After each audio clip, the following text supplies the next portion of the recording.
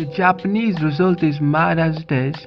Now we have the Korean comeback of dreams. I was gonna go prepare my script for the Japan game. Little did I know what was about to happen 24 hours later. I was hoping for it, of course, because I'm a whore for AFC sides this tournament, because that's how it is. I'm a bitch. That's 3 AFC sides, by the way, in the next round. I said AFC, not Asian, because Aussies are cunts, not Asians. But yeah, 2 out of 5 AFC sides are through to the next round. That's the most ever in a World Cup. Qatar somehow are the worst team despite being the literal Asian champions and quite dominating ones at that. I don't know what happened to them, but yeah, they're kinda fucked. Iran could have done it as well. Iran were close as hell.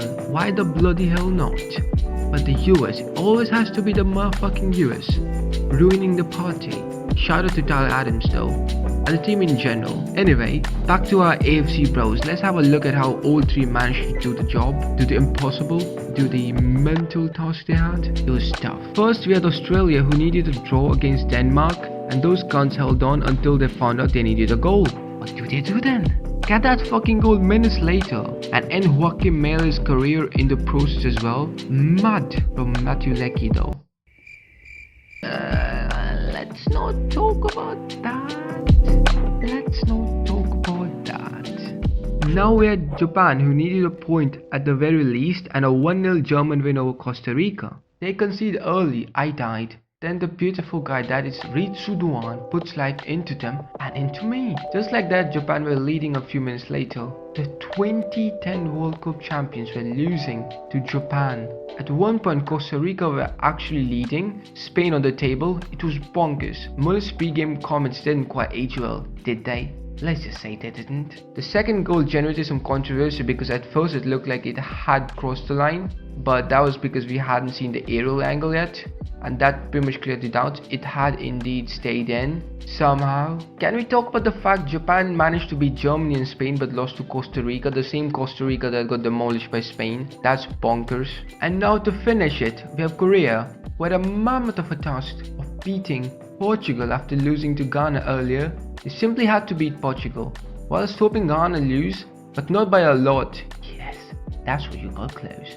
That is what you call close. Portugal led early, but Ronnie needed a goal, but he accidentally headed it towards his own net without realizing, and South Korea snatched upon it and scored the equalizer. It was quite selfless from Ronnie, good old Ronnie. We had to wait till the 92nd minute for a blistering run from Son on a counter to lay it off to Hwang Hee-chan, who finishes Portugal off. But that guy had been abysmal for the whole tournament, but showed up when it mattered the most. Mad respect to Sonny, and that's what's gonna be remembered, not his abysmal games. And fair fucking enough. Even after South Korea beat Portugal, it wasn't for sure they were gonna go through, because the Uruguay game still had 8 minutes left, and Cavani almost got a penalty. Might have been awarded, it was 50-50, but yeah. Thankfully it wasn't awarded. That meant Ghana were gonna take the revenge. Basically what Ghana did was time waste and be like top shaggers. Like they actually time wasted, because they knew they were not gonna make it, so they didn't let Uruguay make it either. 12 years later it came full circle. Ghana actually got the revenge in some fashion as well. Like the Ghanaian goalkeeper was time wasting on goal kicks in the 92nd minute whilst losing 2-0. That is top tier shithousery. That is top tier shithousery. That is what you call a bonkers match day. A bonkers couple of match days actually. These were some of the most dramatic games in World Cup group stage history. Like you can't even deny that. The amount of comebacks we had from Asian sides in this tournament has been mental. Let's hope they keep up this momentum in the round of 16. Australia, probably not. You guys are gonna go home. Gonna leave you with a question though. Which Asian player has impressed you the most? For me, it has to be Ritsu, because he's just clutch. He's just clutch, man. He's done it twice in similar fashion against giants from world champions. I'ma leave you with that. Like if you enjoyed, subscribe for more. If you did, I'll catch you soon. Peace.